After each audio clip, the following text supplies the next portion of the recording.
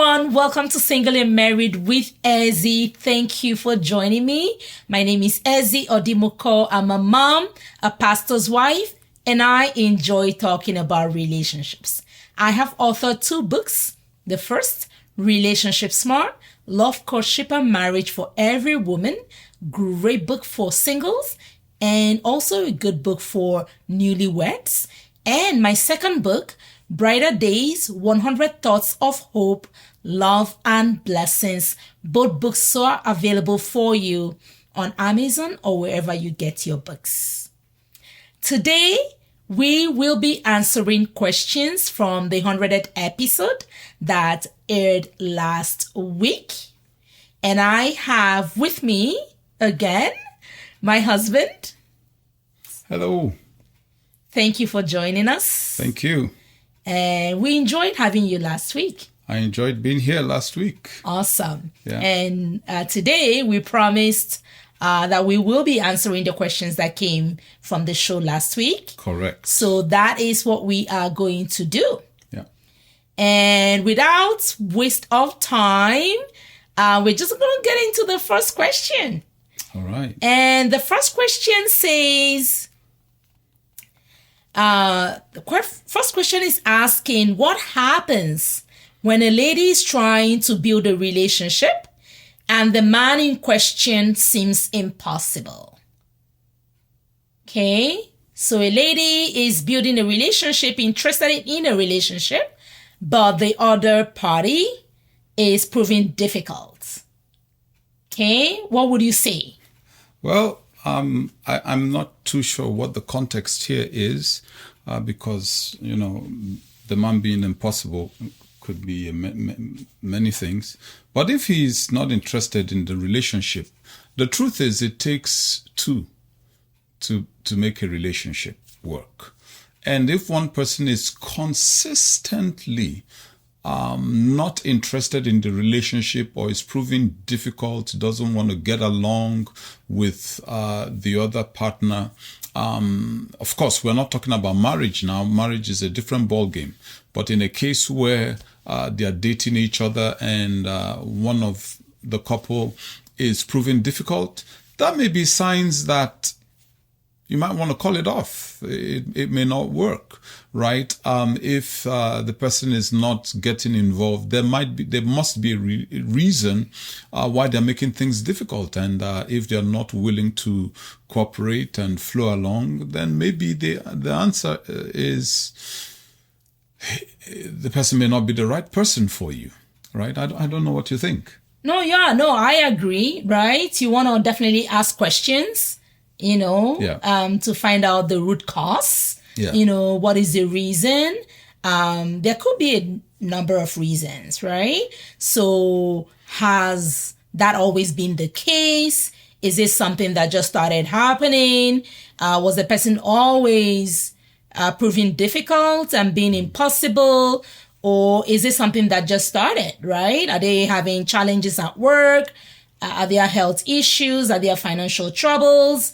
There could be different things. But if you do your homework, there might be someone else involved. There could be someone else too, right? Yeah. So when you ask questions, try to get some answers. And if you still can't get to the bottom of it, right? That could be in itself an answer to say, hey, I'm not interested. Because if the person is interested, they will show interest. There will be somebody else that comes into that person's life and gets them going and gets them moving and gets them taking decisions. Yeah. And part B of that question. But before we go to the second part of that question, what of the case where they are married? What do they do? That is different, right? Yeah. So when they are married, there is already that marriage covenant, right? So absolutely you want to start looking for solutions on time. So definitely start from talking, having conversations, communicating, trying to find out what is wrong, especially if this person hasn't always been that way. Something could be happening, right? And when you are not able to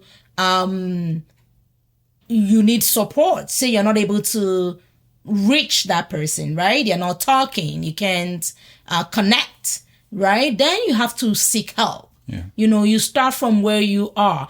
Who is your support group, right? Do you belong to a local church? Do you have a pastor? Do you have a home fellowship leader? Do you have someone that cares for you, that can speak into both of your lives? You start early. I find sometimes when people have issues in marriage, they tend to cover it up, right? Yeah. They don't seek help early. Yeah, and then sometimes one spouse may intimidate the other and say, you better not tell anyone or else, right? That's a quick way to wreck your marriage. Everyone needs help at some point in time. And so it's important that you speak with someone that both of you respect. One spouse may not like the idea, but once the wise counsel starts coming through, they'll be glad that they opened up, right? So don't suffer in silence, right? If you're not in a local church, find one, right?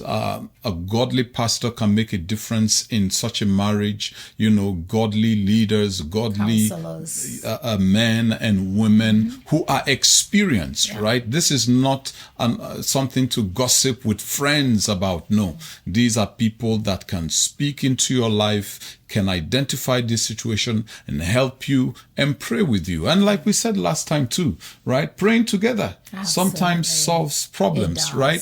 If you spend time praying with your spouse, the Lord supernaturally finds a way to break down these barriers in our relationships. That's true. Yeah. That's true. So are we good with that question? I guess. There is a part B. Yeah. Which, she was asking and saying, this person seems impossible and sometimes will lead to ripping off the woman. Yeah. So, okay. So in a case where they are not married, if they find the person is beginning to rip them off, then that's a sign that this person is a thief. That's right. You don't want to get involved with such a person. Run. Yeah. If they're married, again, it's, the truth is people show signs even before the marriage. Now here's the thing. A lot of people jump into marriage, let me just find a man. Let me find a woman, right? And then they find someone they like and they fall head over heels over that person. And they don't really take time to discover who that person really is. Someone says love is blind, but marriage is the eye opener, right? And so in the time of courtship, you want to take your time. What kind of person is this? How does he relate with others? Ask a ton of questions. Observe him or her. When the person doesn't know, you're observing him or her. That's right. When you go out, when they're on the soccer field, do they hug the ball or do they pass? Right? A ball hugger, and he just hugs the ball right through. That guy is a selfish person. He thinks more of himself than others, right? The little things, right? The truth, like I said earlier, the truth is, people show who they are ahead of times. Right. Sometimes because we blind ourselves with love. That's right. Right? Or lust, right? But if you are already in a committed marriage, seek help. Like we said earlier, if you can't solve it yourself, reach out, seek help, get someone to help. Absolutely. Awesome. Thank you. What do we have next? The next question is, if you are a single mom and you have grown-up boys, how do you approach the topic of relationship? Okay, so I'm assuming that this person is talking to her grown-up boys. His or her grown-up boys. Well, again, start early, right? Don't wait till they are 39 before you start talking to them about relationships, right? You have to start with when they are young, right? That's right. Age appropriate, right? Now, I'm assuming this is a single parent. Most likely a single parent, single mom. So, if in the case of a single mom, it's a bit harder because when you have both the father and the mother around, and they love each other and they demonstrate their love, that is a lesson in itself. because like the saying goes, action speaks louder than words, right? But we know that there are unfortunate circumstances where, it could either be with the spouse passing or, a broken marriage and things like that. It gets tougher, but it doesn't mean it's not possible, right? One of the things is to connect them. Now, these are boys, right? Yes. So connect the boys to other men who have godly relationships with their spouses. That will help, right? You can also get counsel from mature women in the house of God whose sons have married and are successfully married. Find out, what did they do? That's right. Right? Talk with them, right? And it depends on how close this person is with the sons as well, right? Because, sometimes you say, when are you going to get married? Oh, mom, why are you asking me that, right? That means there's some kind of distance between the mom or the dad and the boys, right? But, try to nurture, before you even broach that subject. Yeah. You want to have a close-knit relationship with your sons, right? So in other words, find ways to do things together, things that will build harmony. And then with time, you can broach that subject, right? But again, I'm not sure how old the boys of this person is, but you want to make sure, if they are young, start early, right? Yeah. Let them understand the importance of marriage. Depending on their age, let them go to groups in their fellowship, in their church, because from time to time in churches, in fellowships, there are marriage seminars, relationship seminars. Last week we had the Next Level Summit in Toronto, right? And it was all about connecting young people together, talking to them about relationships, moving up in their careers and things like that. These are things that will help, right? And so a single mother shouldn't suffer alone. It shouldn't be an island. The church is a community, and that's why it's important that you are in a local church and fellowshipping with others. These gifts and resources are available in places like that. Absolutely. Awesome. That was good. And also, I would say pray for them. Right? Yeah. A lot of times, as moms, we kind of want to get it done. We want to get it done by our own strength, right? But really just lifting them up in prayer and saying, talking to God about them. I think somebody once said, talk to God about people before you talk to people. Yeah. Right? So Dr. T.V. Thomas. There you go. So talk to God about them, about the situation, pray about them, pray for them and for the situation before you talk to them. Yeah. Right? And I will also add this. Don't nag your sons because you want them to get married. Oh, when are you going to get married so I can have grandchildren and this and that and that and that, right? Nagging doesn't help. It can go in one of two extremes. The young man may say, you know what, forget it. This woman I ain't doing this, and he will go far from you. The other extreme is okay, and they'll just pick up anyone they see on the street, right? Is something to approach with patience and with love. Also ask yourself, what is the spiritual level and level of maturity of my son? Is he ready to marry? Because if you push him and he's not ready, he's going to wreck another woman's life, right? And so so this is where community helps. Leaders in a church can help you. Family members who are mature and God-fearing can help in these areas. Yeah. Absolutely. So that was good. That was good.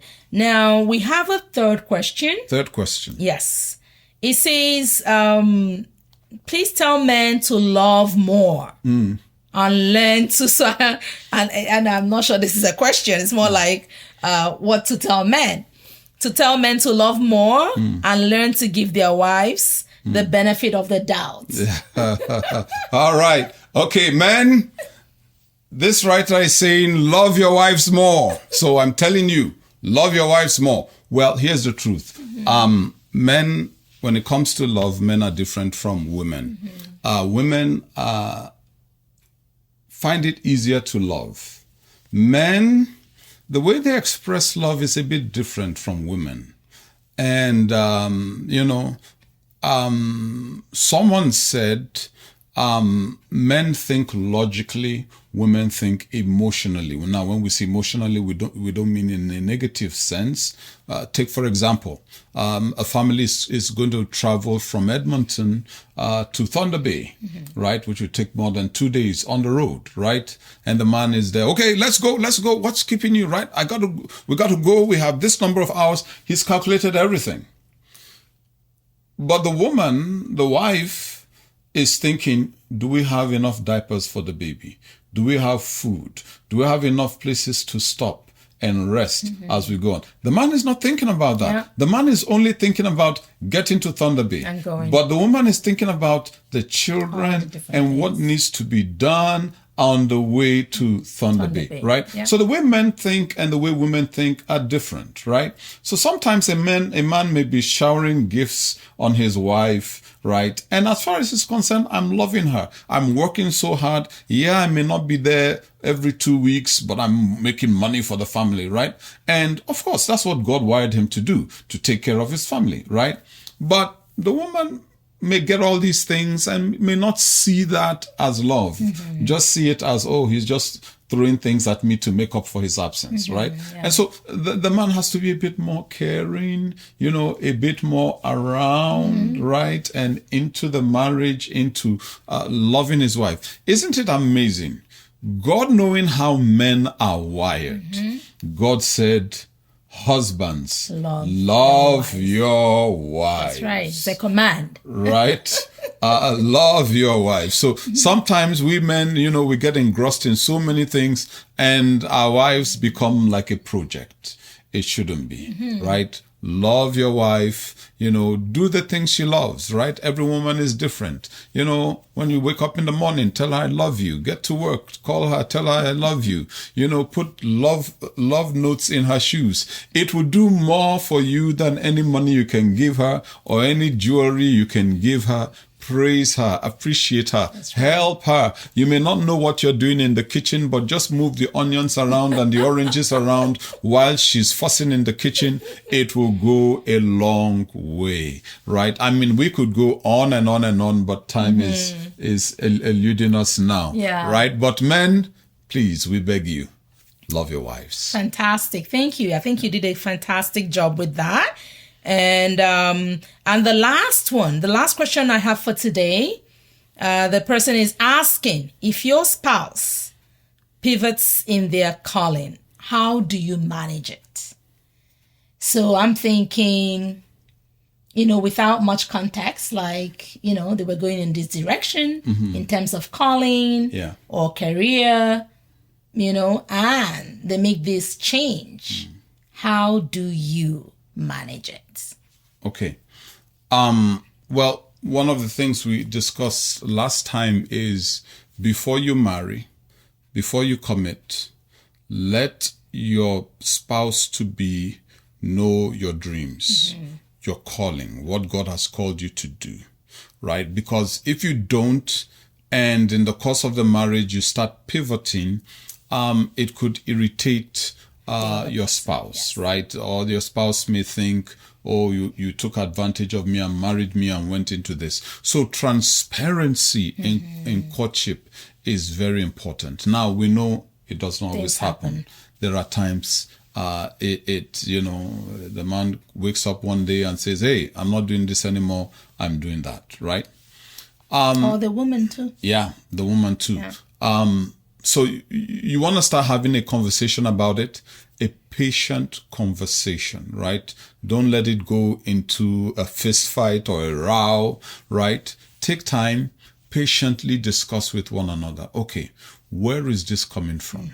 Can we pray about it, right? Now, if it is a move that is catastrophic, after you've tried all you can, get help, right? Absolutely. Again, when you cannot solve a problem between yourselves, get help. Get help. Don't suffer in silence, right? And the move the person may be making may be the right one. Sometimes you may be scared and go, oh, we're leaving our zone of comfort.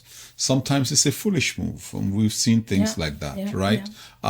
Follow it up together prayerfully. Remember we said, and I say it again, when you pray together, things happen. The Bible says in the book of James, the effectual fervent prayer of a righteous person makes great power available.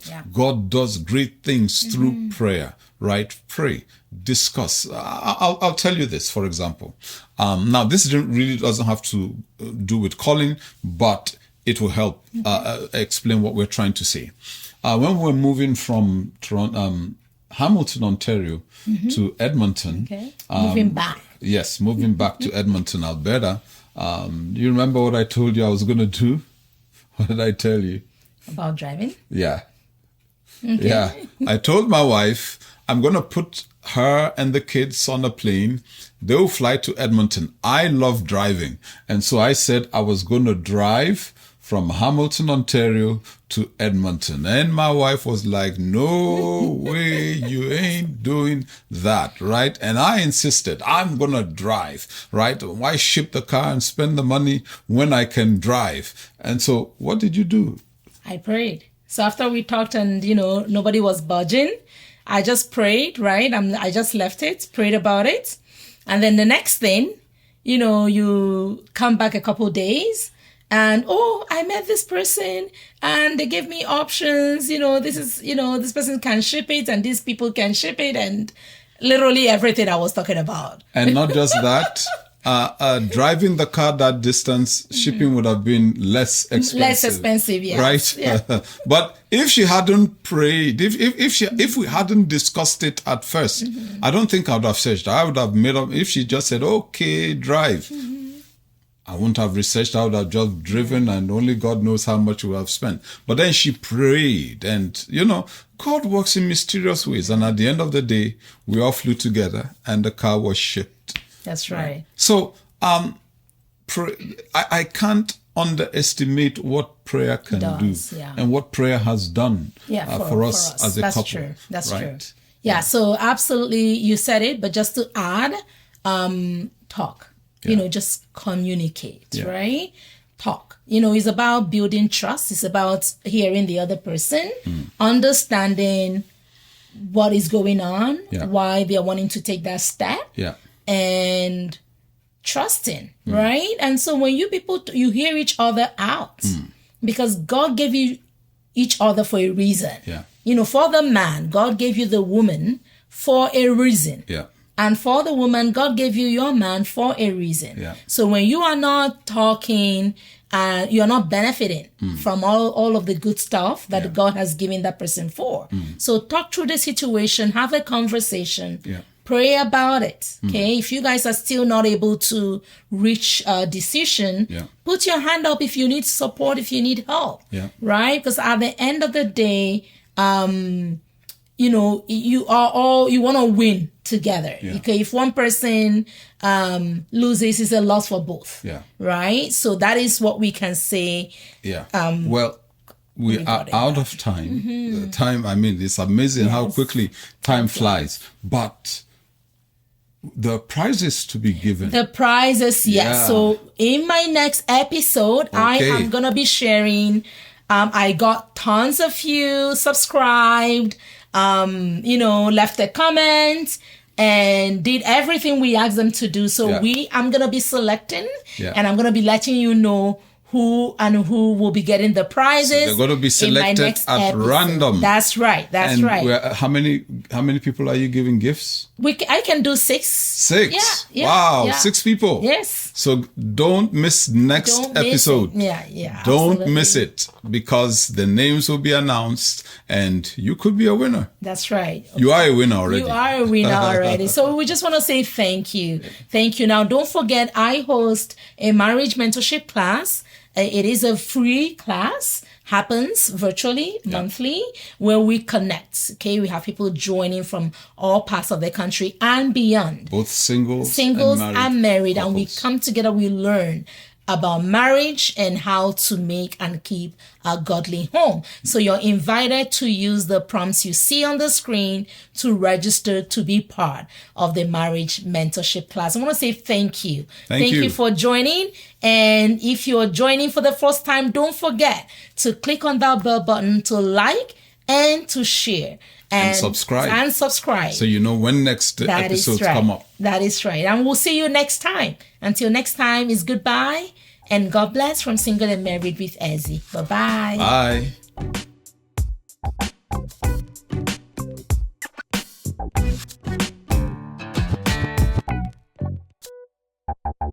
Bye.